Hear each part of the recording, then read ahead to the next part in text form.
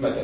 Mais comment... Bon, là, il y a un problème de fond. Tu viens d'évoquer un élément assez, je pense, assez différent, assez nouveau dans l'appréciation de l'histoire du mouvement national pour pouvoir comprendre par la suite ce qui s'est passé. Oui. Toi, tu viens de mettre l'accent sur une idée maîtresse qui dit clairement que le mouvement national lui-même, il n'avait pas d'idée. C'est-à-dire... Il était indigent. Bon, dans ma conception des choses, je pense éventuellement que le mouvement lui-même, c'est-à-dire le mouvement national, était peut-être le mouvement le plus intéressant sur le plan de la production des élites, sur le plan de la production des projets, sur le plan de la production de l'apprentissage, et de l'apprentissage même de la pluralité, de la démocratie, de la diversité pacifique entre Algériens, c'est-à-dire les ulama, le PPA-MTLD, l'UDMA, le Farhat Abbas et j'en passe, le Parti communiste algérien, etc. Est-ce que toute cette richesse du mouvement national ne renvoyait pas quand même à un bouillonnement des idées, de la culture, de l'organisation, de la conscience nationale naissante, etc. à partir des années 20? Des années 20.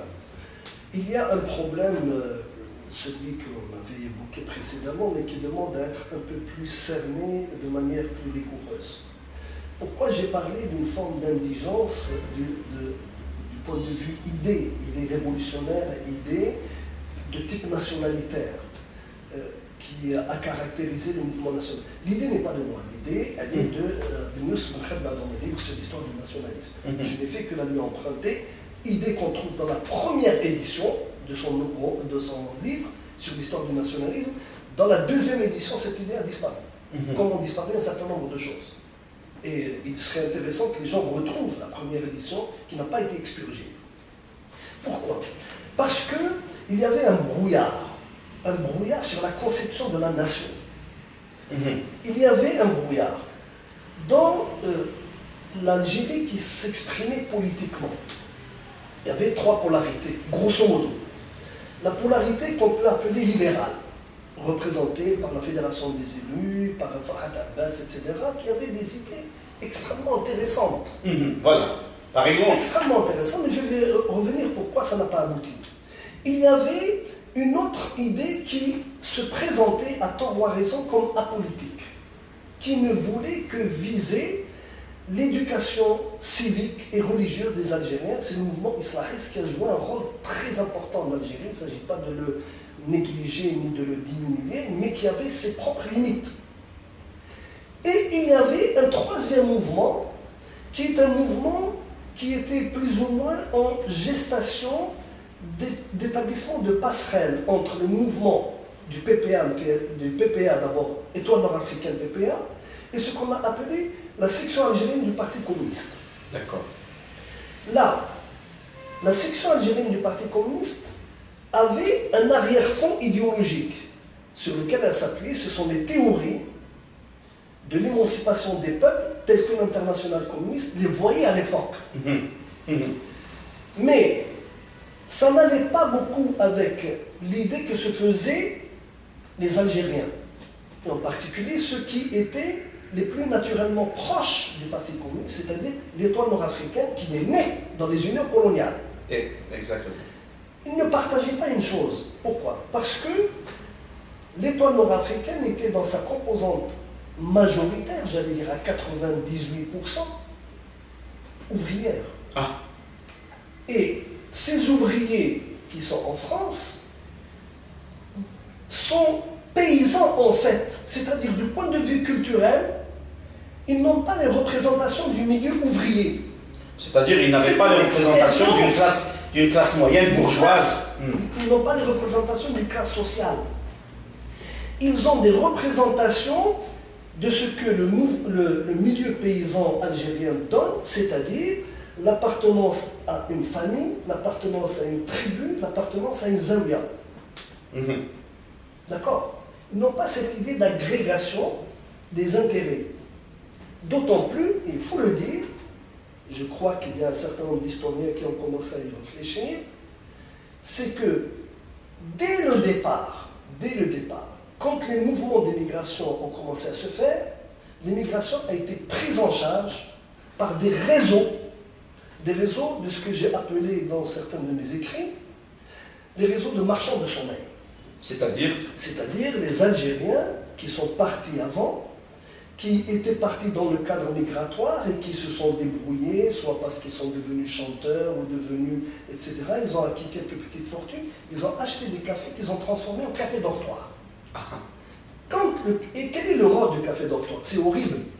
Le café dortoir capte la migration à la source. Tu es du Doha, je vais donner un nom pour ne pas cibler. C'est juste pour illustrer. Tu es d'un Doha, par exemple, de Marwan. Il y a un réseau qui est lié à un marchand de sommeil qui se trouve à Lyon, ou à Clermont, ou à Paris, ou dans le nord de la France, qui sont, dès qu'il y a un mouvement migratoire, dès qu'il y a des gens en velléité de migration, ils sont captés à l'origine, ils sont ramenés. Donc, quand ils sont ramenés, ils deviennent des clients de quelqu'un en qui ils ont naturellement confiance. Ce sont des rapports de régions, de tribus, de clans ou de Zambia. Ou même de sang. Et ils restent sous son influence. Or, ils mangent chez lui, ils dorment chez lui, ils passent leur journée de non-travail chez lui. C'est un ghetto. C'est un ghetto au sens propre du terme. Ajoute à cela que les marchands de sommeil, leurs ennemis principaux, c'était les syndicalistes. Parce que les syndicalistes défendent la dignité de réveillent la conscience. Et du coup, ces marchands de sommeil, est-ce que ces marchands de tous les subterfuges pour barrer la route à la conscientisation? Est-ce que ces marchands de sommeil, comme tu les appelles, sont une, j'allais dire, une production improvisée, inopinée, ou une production coloniale? C'est-à-dire que Au départ, c'était probablement un mouvement désordonné, un mouvement qui s'est constitué par de petites personnes qui, sans être des capitaines d'industrie, sont devenus des capitaines de dortoir. Ils ont investi là-dedans. Mais la colonisation a vite fait de comprendre l'importance. Donc elle les a plus ou moins phagocytés. Elle les a phagocytés et elle fermait les yeux sur les agissements parce que les choses que j'ai vues, on ne les a pas racontées, j'ai vu des choses dans les années 70 et 80. C'est l'occupation des lits, ce qu'on appelle l'occupation 3x8. Pourquoi? Parce que c'est adapté au rythme du travail en entreprise. Un lit n'est jamais froid. Quand je dis un lit, pardon, un matelas, du grabat par terre. Ce que j'ai vu, je suis témoin. J'ai été militant, je suis toujours militant, mais j'ai été militant dans l'immigration depuis que j'ai mis le premier jour de mon pas en France, je me suis engagé dans la militance. Jusqu'au jour où j'ai quitté la France.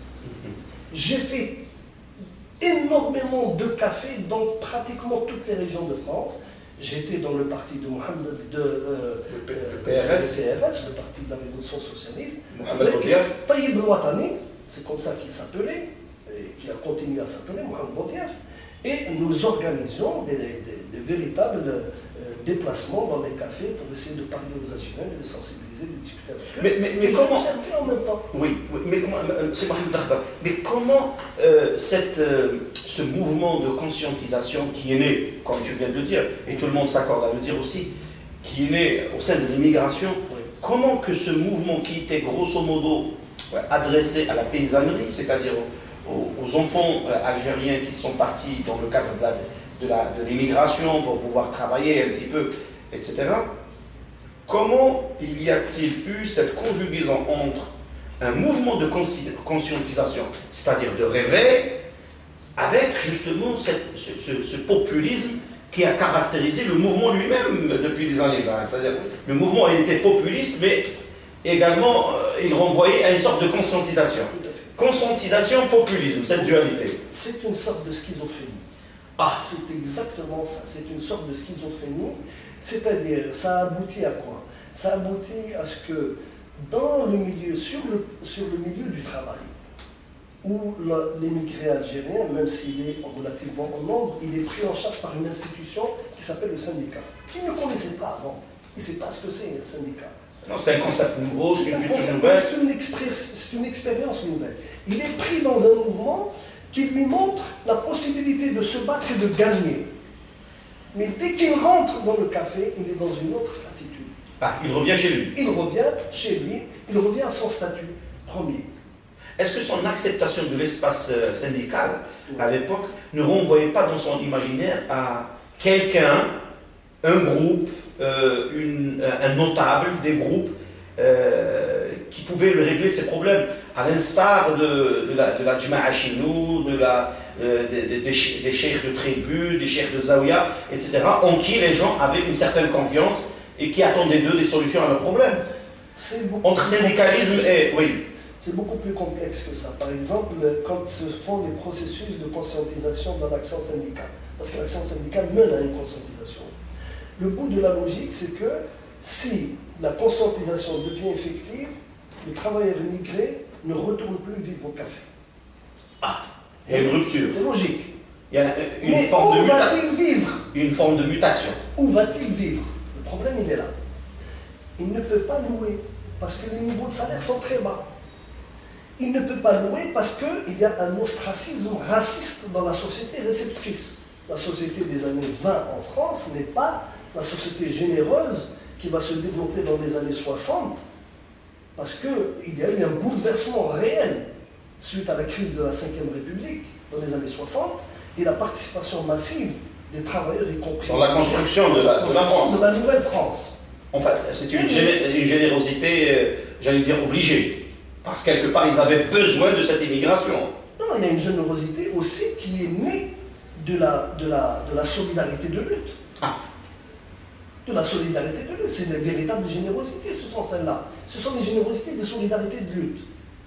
À ce moment-là, qu'est-ce qui se passe? Il se passe que pour pouvoir s'autonomiser, il faut que cet émigré trouve un lieu où vivre en dehors de la pression directe du marchand de sommeil, parce qu'il faut se rappeler qu'à l'époque, dans les années 20-30, le salaire, l'ouvrier le touchait à la fin de la journée.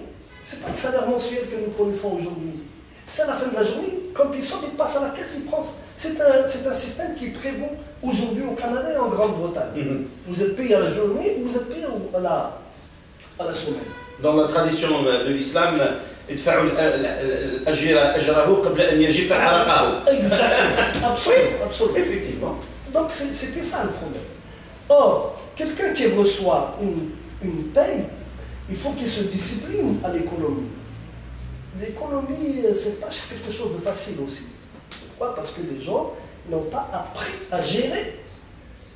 Ils n'ont pas appris à gérer.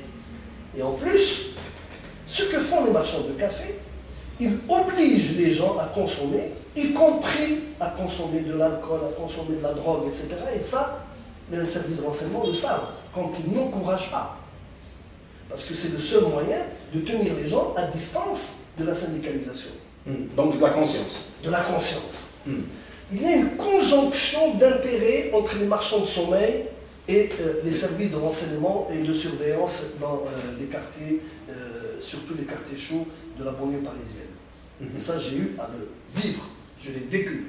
Je l'ai vu. À partir de ce moment-là, qu'est-ce qui se passe? Il se passe que quand la syndicalisation commence à mûrir dans la tête de l'ouvrier, la première des choses qu'il fait, il prend des responsabilités syndicales. Quand il prend des responsabilités syndicales, c'est déjà une rupture culturelle formidable, fantastique. Ça veut dire qu'il tourne le dos à ses problèmes personnels, il s'engage dans un processus collectif. Il est remarqué à ce moment-là par le syndicat parce que c'est une institution. Le syndicat le prend en charge. À ce moment-là, on l'aide. Parce qu'il y a des caisses noires des syndicats, on l'aide, on lui trouve un logement, on lui trouve un endroit où habiter. Et on lui donne un statut. On lui donne un statut, ça le valorise.